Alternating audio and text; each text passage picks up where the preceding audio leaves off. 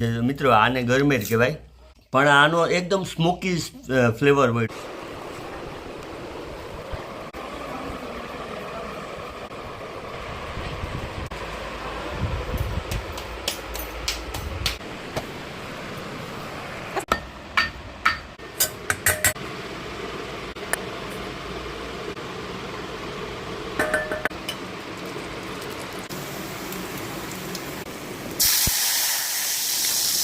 મિત્રો આજે મારી બે દીકરીઓને એક ઠેકાણે જમવા જવાનું હતું અને મેં મસ્તીમાં મારા ઘરનાને પૂછ્યું એમાં શું છે. આજથી 20 વર્ષ પહેલાં આપણી પાસે કોઈ એવી ખાવાની વેરાયટી નહોતી કે જે આપણે દાબેલી છે, પાઉંભાજી છે, બર્ગર છે, પિઝા છે એવું કંઈ નહોતા ખાતા.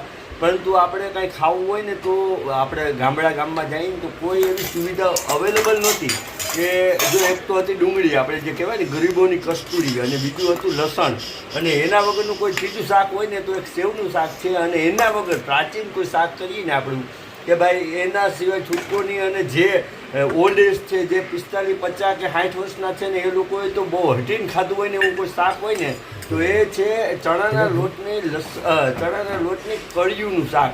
તો મેં મારા વાઈફ છે એમને પૂછી લીધું, મેં તો ભાઈ તને શાક બનાવતા આવડે? તો એની હરખથી હા પાડી. આવડે ને તને? તો એણે મને કીધું કે હા મને એ શાક બનાવતા આવડે છે. તો મેં જો કામ કર્યા, છોકરીઓ નથી, અને આપણે જે આપણું પ્રાચીન કહેવાય ને જૂનું શાક કહેવાય ને જે કરિયુંનું શાક કહેવાય, લસણના લોટની કરિયુંનું શાક એકદમ અદ્ભુત, એમની મીઠાશ કંઈક જુદી જ હોય મિત્રો. પણ છતાંય મેં આને પૂછ્યું તો એણે મને કીધું હા મને બનાવતા આવડે. મેં તો તું બનાવ્યું. અને એને અમે બે મને નક્કી કર્યું કે આજ તો હે ને ભાઈ કરિયુંનું શાક અને એને મઢા આપણે કહેવાય ને બાજરાના રોટલા, તો મઢા બનાવી. મેં કીધું તો એ કે હાલો હું બનાવી દઉં. તો એણે મને કરિયુંનું શાક અને રોટલા આજે અમારે ખાવાની ઈચ્છા થઈ છે. તો જો એણે કરિયુંનું શાકે બનાવ્યું અને રોટલાય બનાવે છે. તો આ વિડીયો આખો નિહાળજો, તમને પણ ખૂબ જ આનંદ આવશે.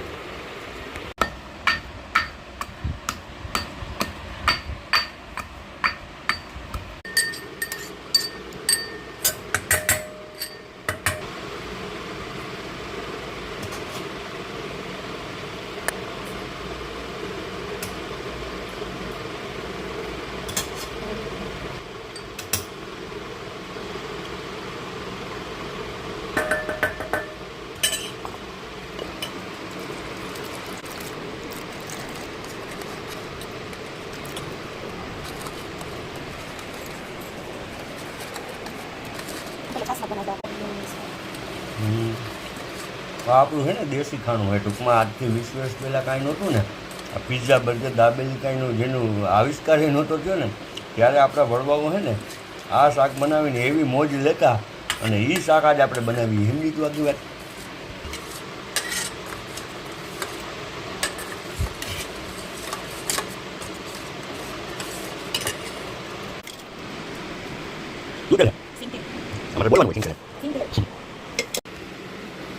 ચલાવીએ નાખી દે. નહીં નાખી દે.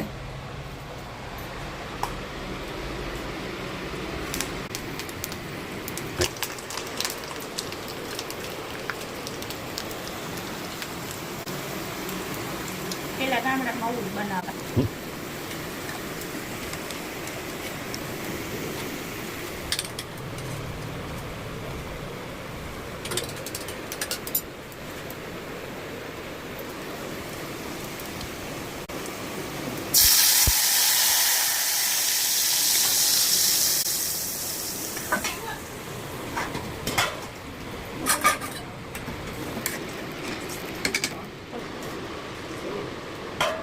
Cut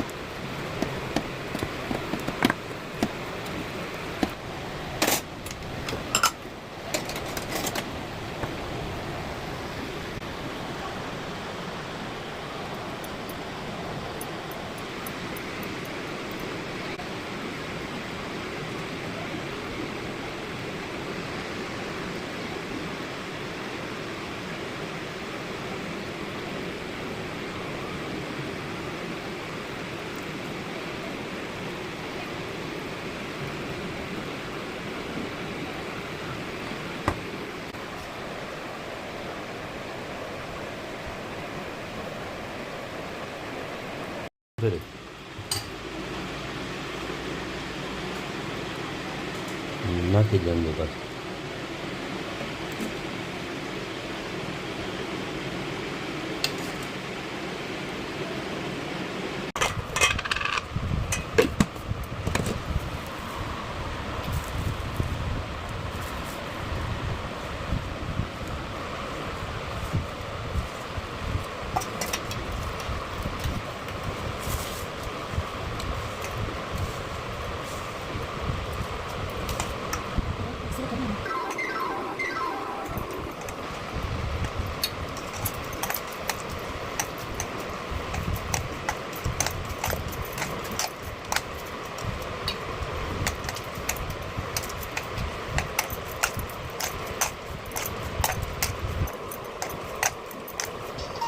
નહીં કાલે નથી આવું, બે રોટલા પડી લો, રોટલા પડી મેં તમારા રાહ જોઈ, તમે આવ્યા નહીં.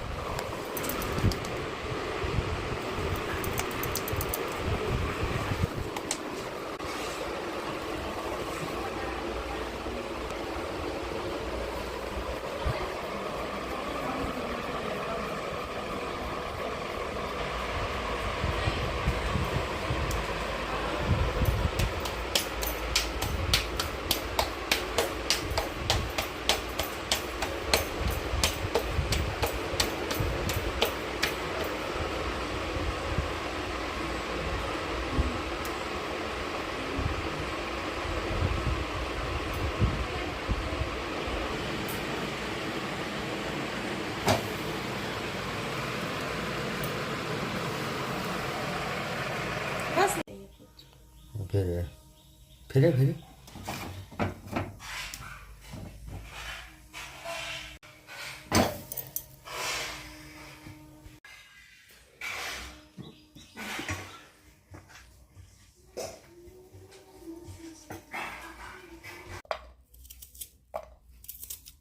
લીંબુ હે ને હા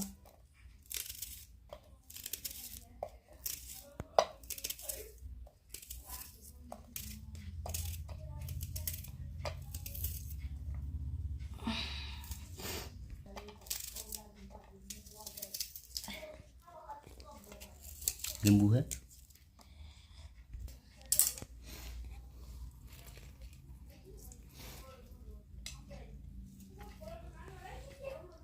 મિત્રો આપણું જૂનું અથાણું કહેવાય ને ગરમર ડુંગળી ડુંગળી ઉપર જો મીઠું વપરાયું લીંબુ નાખ્યું ગરમર એટલે એટલો એનો અદ્ભુત સ્વાદ હોય મિત્રો બતાવું તમને ગરમેર હોય ને જો આ ગરમેર છે મિત્રો આને ગરમેર કહેવાય આપણા વડવાઓ આ ગરમેર અમારે આ બાજુ મળે ટૂંકમાં ગરમેર અમારા ગીર વિસ્તારમાં પછી જુનાગઢ જિલ્લામાં ક્યાંય મળતું હોય રાજકોટ લગણ મેં જોઈ છે પછી એનાથી આગળ મેં ક્યાંય જોઈ નથી આ ગરમેરનો સ્વાદ એટલો અદ્ભુત હોય જે ભાઈઓ આપણે સુરત ને અમદાવાદ ને રહ્યા ને સ્પેશિયલ આનું અથાણું ત્યાં મંગાવે તો બનાવે પણ આનો એકદમ સ્મોકી ફ્લેવર હોય ટૂંકમાં આપણે ઘણાને સ્મોકી ફ્લેવર પસંદ હોય ને તો આ ગરમેરનો ફ્લેવર છે ને અદ્ભુત હોય છે ગરમેર ખાવ ને એટલે આનંદ જ આવે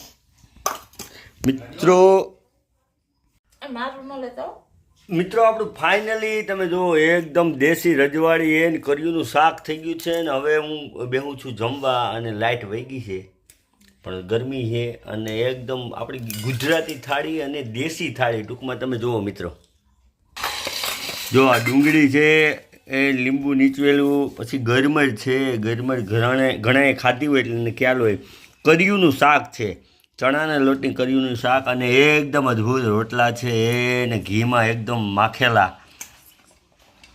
કે ને આપણે ઘી ચોપડીએ ને કે દેશી ભાષામાં કે લાવો ઘી માખી દો એમ કહે. અને એને બે માણા જમવા બેસી ગયા અહીં. હવે એકદમ અદ્ભુત આ સ્વાદ લઈ અને આપણું કહેવાય ને કે પેટ પૂજા કરી. તો ચાલો જમવા.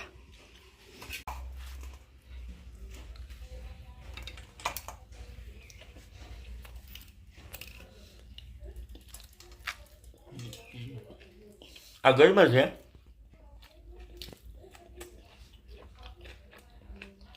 ડુંગળી એકદમ તાટી છાશ. હા હા હા